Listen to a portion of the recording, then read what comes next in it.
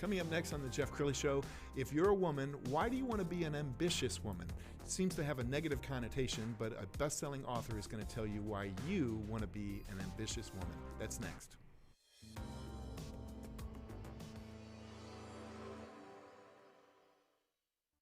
Predicting that the worst is yet to come, which is unfortunate, said one person here. Until now, they've enjoyed the reputation of being the nation's icebox. Watched a burglar in his home this morning by webcam. As a journalist of over 25 years, stories are what make my world turn. Reporting live from the Dallas newsroom tonight, Jeff Crilley, Fox 4 News. But in 2008, I took the jump from my familiar life and started a PR firm from my home. We're talking about anyone with a camcorder like the one I'm using becomes a television network. We started slowly growing the company, and we now have over 100 clients, and we've branched into the world of live digital broadcasting. I now own 8 different TV studios and have a huge team, and the stories that I now get to share are sometimes the most important of my life. Life has a funny way of coming around full circle. This is the Jeff Crilley Show. Let's be frank. In corporate America, there's a little bit of a double standard when it comes to ambition.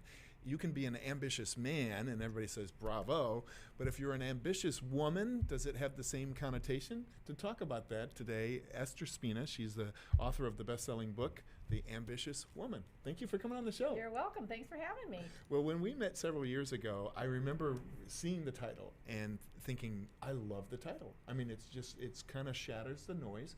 What caused you to write the book? Well, the main reason I wrote it is to inspire women. I'm very passionate about empowering women.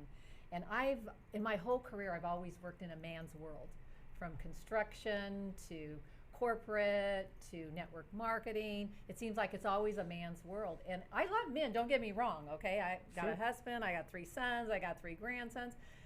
So it's not about that. A lot of people perceive it as being a feminist, but really it's just about putting women in a place where they can feel empowered and inspired, and that there isn't anything they can't do. So in every career I got into, I found a group of women that kind of felt pushed down a little bit. And so my passion is just to help them become ambitious. And the tagline is what it takes and why you want to be one. And Yes. That's what I talk about in the entire book, is why you want to be ambitious, what it takes to be that, because you are going to have to be ambitious if you're going to be successful. You're not successful first and then ambitious.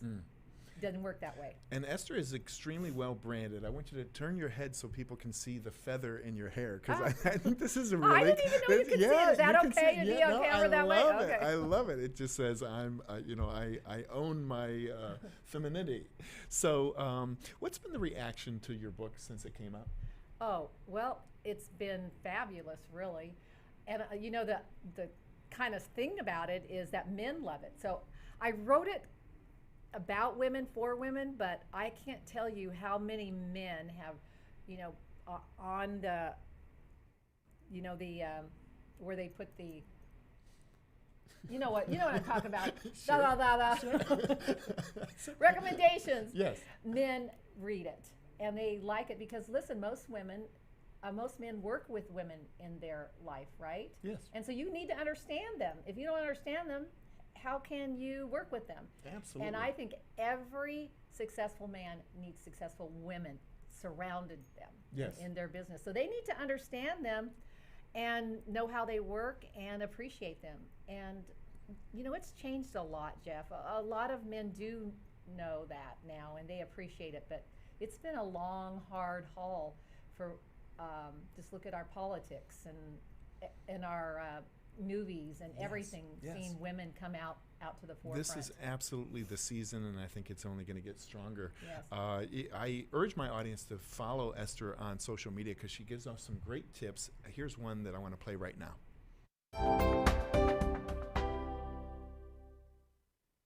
Another important part of being ambitious is taking action.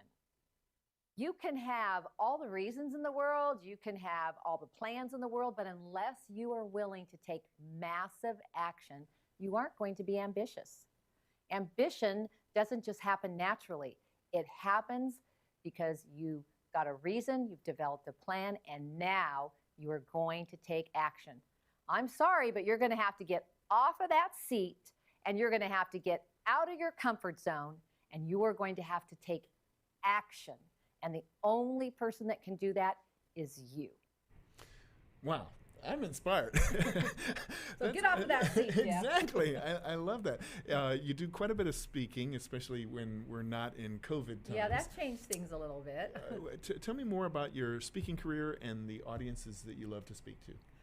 I love to speak to entrepreneur women or women in business. Mm-hmm. But I don't just alienate the ambitious woman at home that is a mother, Yes. works from home, Yes. because she's successful in her own way. Of course. She's ambitious. But, you know, I love big audiences. That's the problem, you know.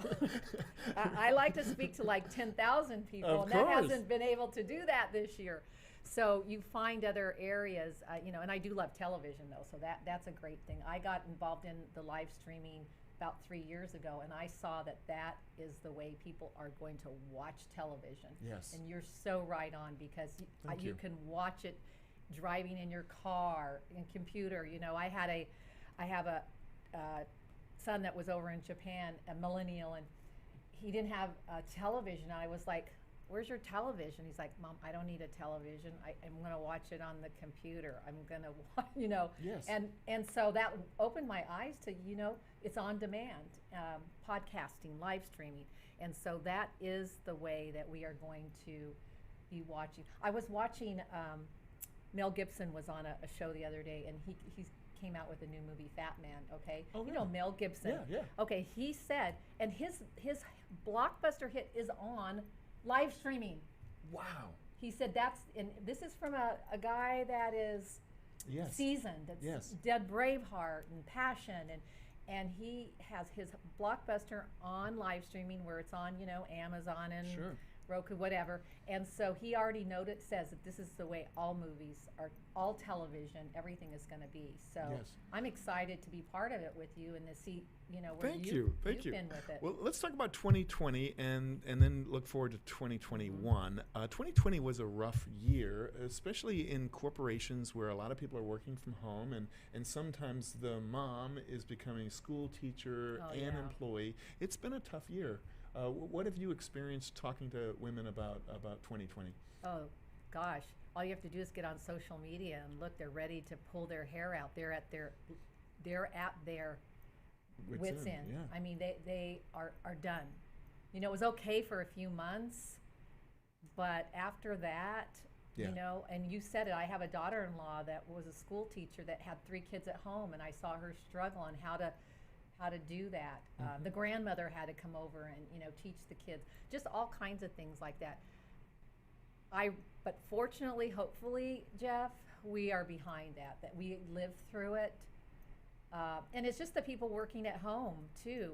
Sure. I was, oh my gosh, I thought I was going to go stir crazy. I got to be out with people that first Sure. 30 days Sure. we were in lockdown here. I remember. It Ooh. was the first time in my adult life that I felt bouts of depression, because I I did, exactly. get energy from people. Yeah, yeah. Exactly. You want to get out. But I'm not going to dwell on 2020. Sure, So you know sure. what? All that happened, and I think for the most part, especially where we live, we're moving beyond that, and Yes. all we got to do. I'm not one that ever looks in the past, because Good, that's one good. thing you can't do. You cannot worry about what happened in the past. You can't dwell on it. You've got to, every day is a new day, and you got to look forward. So I am totally going to celebrate New Year's Eve 2020 and look forward to 2021, what's going to come. And Yes. for everyone, not just for me, but for anyone out there, look to 2021. I do not care what happened to you, what happened in your business, your family, your life. It's in the past. You got to just make a decision.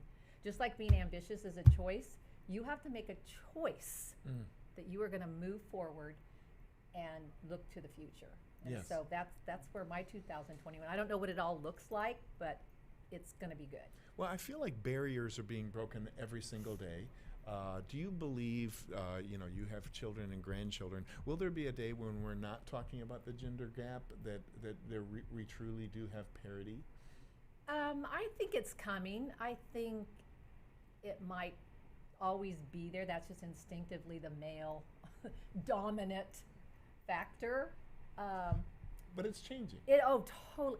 From when I was 18 to how old I am now, which you're not going to ask me that question, I can absolutely say it is like 100 times Yes.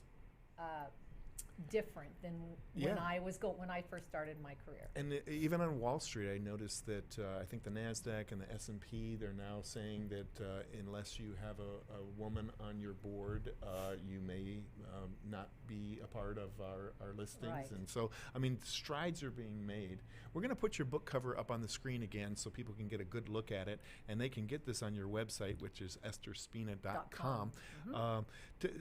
I got a lot of good deals on there. Oh, that's awesome. And then through your website, they can sign up for your videos and all kinds of information on you. Let's talk about second acts, because I know that's something you're also passionate about. When you think of a second act, what does that mean to you? Well, I don't care if you've been successful and had this terrific career, or you haven't achieved the career that you want to. I always think there's a second act. And I really started thinking about that this 2020 during COVID, like, what am I going to do with my life? Right. You know, where is it going? Did I achieve everything that I wanted to achieve? And involved in a second act is also, and listen to this, it's never too late, because I think this is what people, whether it's age or they've gone through things, and they think it's too late. Right. But it's never, ever too late. I mean, we have, women that aspire to be president of the United States in their 70s, okay? Right. Like they don't think it's too late, so why should we think it's too late? And involved in that is the second act, and I think you really have to